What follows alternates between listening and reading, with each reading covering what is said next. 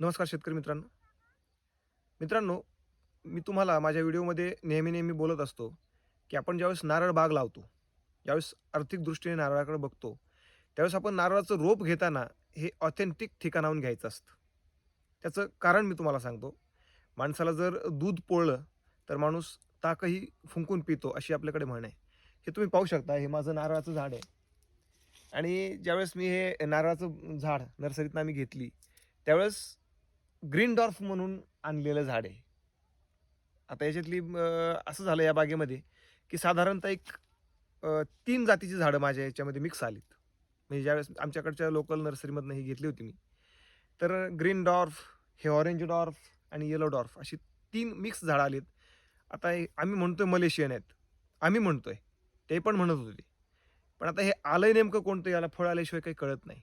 त्यामुळे मी तुम्हाला नेहमी सांगत असतो, की जे नारळाचं झाड घ्यायचंय, त्याला 10 वेळा विचार करून एका ऑथेंटिक सोर्सकडनं घ्यावं, जेणेकरून ह्या असे प्रॉब्लेम्स तुम्हाला फेस करावे लागणार नाहीत मित्रांनो. धन्यवाद.